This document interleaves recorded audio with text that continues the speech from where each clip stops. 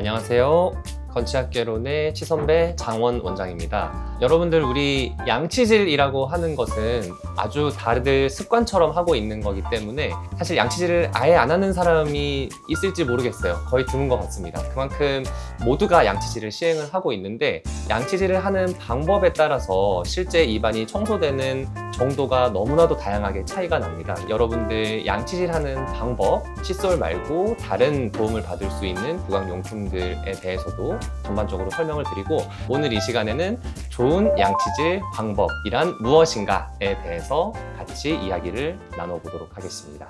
원장님, 양치질을 매일 하거든요. 뭔가 하고 나서도 손톱으로 가끔 이렇게 표면 긁어보면 뭔가 아직도 이물질이 나올 때도 있고, 치아 틈새에서도 뭔가 이렇게 제대로 안 빠지는 경우도 있어서 이게 왜 그런 건지. 일단은 가장 중요한 거는 칫솔의 상태나 혹은 양치질 방법이 될 것 같아요. 그래서 일단 양치질 방법에 대해서만 가볍게 먼저 말씀을 드리면, 가장 기본이 되는 것은 잇몸에서 치아 방향으로 칫솔을 쓸면서 양치질을 하는 거예요. 예를 들어서 요새는 그런 분들 많이 계시지는 않은데, 가로로 이렇게 막 왔다 갔다 비벼서 양치질을 하시는 분들이 있으시거든요. 근데 그렇게 해도 물론 양치질은 되기는 하지만 치아가 깎여 나갑니다. 미세하게 마모가 되는 게 계속 반복이 되다 보면 치아 옆구리가 나무에 도끼질을 한 것처럼 옆구리가 파여 나가기 때문에 그런 양치질법을 추천드리지는 않고, 세로로 양치질을 하거나 둥글게 양치질을 하는 방법을 가장 추천을 드리는데, 요즘 제가 환자들께 말씀을 드릴 때 가장 기본이 되는 양치질의 방법이 무엇이냐 라고 질문을 주시면, 칫솔모를 아래든 위든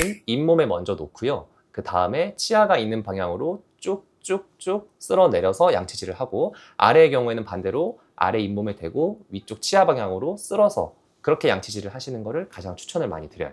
원장님, 옛날에 보건선생님한테 그런 얘기 되게 많이 들었거든요. 칫솔질은 밥 먹고 3분 이내에 꼭 닦아야 된다. 네. 근데 이게 또 요즘 아니라는 얘기가 많아서 네. 뭐가 진짜 맞는 건지 궁금합니다. 네. 최근에 그 연구 결과 나온 거를 저도 봤는데, 논문 내용을 들여다보니까 사실 일리가 조금 있습니다. 왜냐하면 우리가 음식물을 섭취하고 나서 특히 좀 산성인 탄산음료가 대표적이죠. 그런 음식을 섭취를 했을 때 일시적으로 치아에 약간 산성기가 띄게 되는데, 다시 정상으로 회복이 되기 이전에 칫솔질을 세게 하게 되면은 손상이 가거나 상할 수 있다라는 게 그 논문의 주장입니다. 그런데 일리가 있기는 합니다. 네, 제가 봤을 때 일리가 있기는 한데, 사실 식사하고 나서 어느 정도 시간을 기다렸다가 양치질을 하는 걸 모두가 조금 지키기가 힘들 것 같기도 하고, 나 기다렸다가 할 거면 그냥 안 하고 말지 하고 양치질을 안 해버리는 경우도 발생을 할 것 같거든요. 그래서 안 하는 것보다는 식사 직후라도 양치질을 하는 게 더 도움이 된다는 맞는 것 같고, 다만 이제 식사 직후에 바로 양치질을 하는 것과 조금 시간을 두고 텀을 두고 기다렸다가 양치질을 하는 것 두 개를 굳이 비교하자면 후자가 더 괜찮은 방법은 될 것 같다라고 생각이 들었어요. 원장님, 제가 또 예전에 많이 들은 얘기가 네. 칫솔질은 꼭 그 3분은 꼭 해야 된다고 들었는데 이것도 맞는 소린가요? 모두에게 해당되는 진리 같은 말이 있지는 않을 것 같아요. 사람마다 양치질을 하는 습관이나 효율이 다 다를 텐데, 무조건 길게 한다고 해서 좋은 것도 아니고, 또 그렇다고 너무 짧게 한다고 해서 무조건 안 좋은 것도 아니고 그런 것 같습니다. 그래서 어떤 방법으로 어떻게 양치질을 하는지가 굉장히 중요한데, 기본적으로는 제가 아까 말씀드렸던 잇몸에서 치아 방향으로 쓸어내리면서 전체적인 치아를 청소를 하는 게 가장 기본이 되는 방법.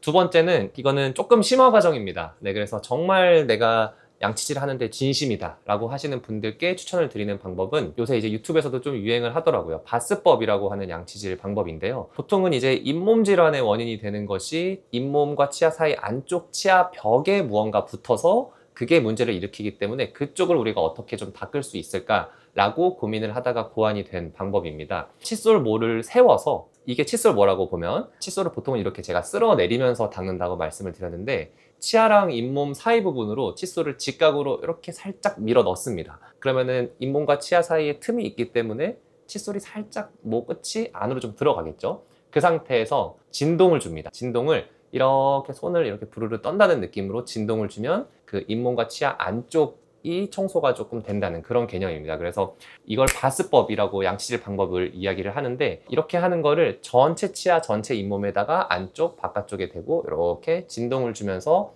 관리를 하시는 분들이 요새는 이제 점점 생겨나는 것 같습니다. 점점 많아지는 것 같아요. 정말 내가 잇몸 건강까지 너무너무 꼼꼼하게 챙기고 싶다라고 하시면 바스법도 여러분들 한번 시도를 해보시면 좋을 것 같아요. 원장님, 바스법을 제가 저녁마다 하고 있는데 옛날에 잇몸에서 제가 피가 자주 났었는데 네. 요즘 피가 별로 안 나요.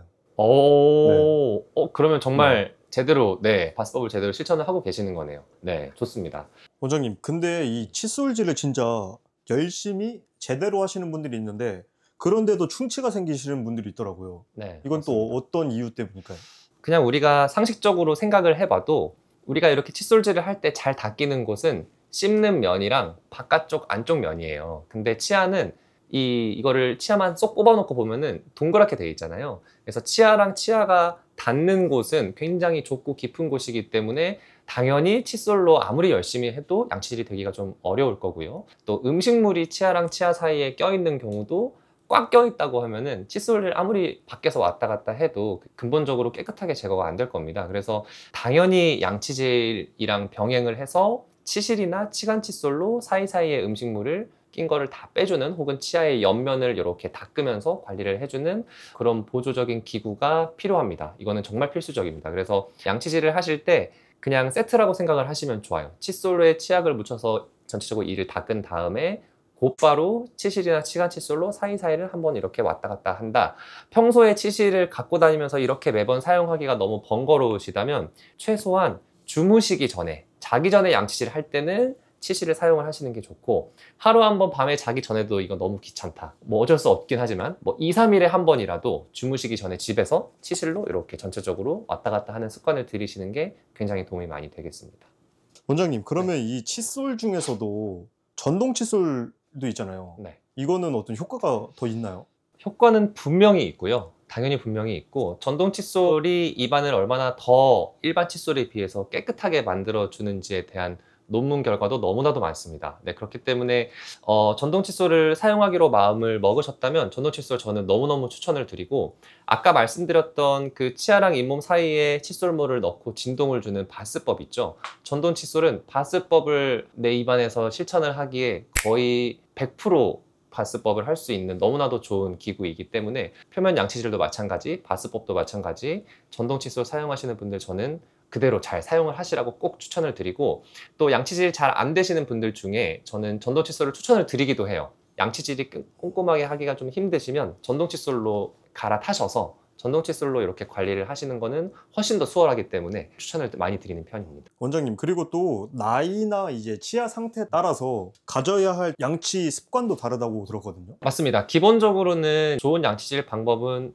지금 앞에서 쭉 계속 설명을 드린 것처럼 동일합니다. 동일한데 어떤 게 있냐면, 나이가 어릴 때에는, 어린이나 청소년기에는 한번 충치가 생기면 그 충치가 커지는 속도가 어른들보다 훨씬 빠릅니다. 한편으로는 아직 나이가 어리기 때문에 어른에 비해서 더 꼼꼼하게 양치질을 하기가 좀 더 어려운 부분이 있거든요. 그래서 만약에 가능하다고만 하면은 어린 아이 때부터 치실을 하는 습관을 한번 만들어 주시는 게 장기적으로는 너무너무 도움이 됩니다. 어린이들 구강 검진을 하러 치과에 오는 친구들이 있으면 보호자분께 저는 항상 그 말씀을 드리거든요. 치실을 어머님이 직접 해주실 수 있으면 해주시거나, 아니면 아이가 빠르게 습관을 들이면 들일수록 나중에 유아치가 아니라 영구치로 다 교환이 된 다음에도 충치가 없이 오래오래 깨끗하게 사용을 하실 수가 있으니까 치실 사용을 어린이들에게 특히나 좀 많이 권유를 하는 편이고요. 나이가 들면 들수록 치아가 충치는 조금씩 강해집니다. 그래서 나이가 정말 많으신 할머니, 할아버님들 같은 경우는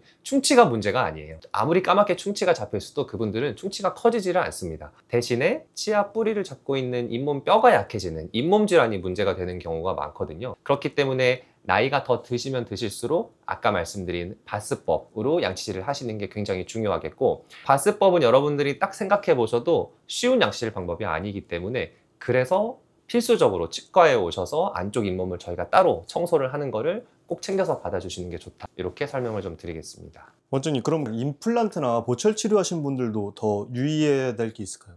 특별히 일반 치아를 관리하는 방법과 임플란트나 일반 보철을 하신 분들이 관리해야 할 방법이 다른 거는 아니에요. 기본적으로는 비슷한데, 예를 들어서 임플란트를 하셨을 당시에 이전에 있던 치아가 잇몸 질환이 너무 심하거나 잇몸이 너무 주저앉아 있는 상태에서 임플란트를 하셨다면은 나중에 치료가 끝나고 나면 치아 길이가 굉장히 많이 길게 나오게 되거든요. 그렇다 보면은 다른 치아들은 잇몸이 한 요 정도에 있는데, 위에 치아를 기준으로 한 요 정도의 잇몸이 있는데 어금니는 잇몸이 여기 있습니다. 그러면은 똑같이 칫솔질을 해도 여기 깊이까지 칫솔질을 해야 한다는 뜻이고, 특히나 앞니가 아니고 어금니면은 그렇게 깨끗하게 칫솔질 하기가 굉장히 어려우실 거예요. 그래서 물론 전동 칫솔이나 이런 것도 좋고 치간 칫솔도 좋은데, 워터픽이라고 해서 물로 쏘는 기구가 있어요. 임플란트 하셨는데 보철이 길거나 관리하기가 조금 쉽지 않은 분들께는 저는 워터픽을 좀 추천을 드려요. 긴 치아가 들어가 있다면 이 치아 끝과 잇몸 사이 부분, 이 깊은 곳에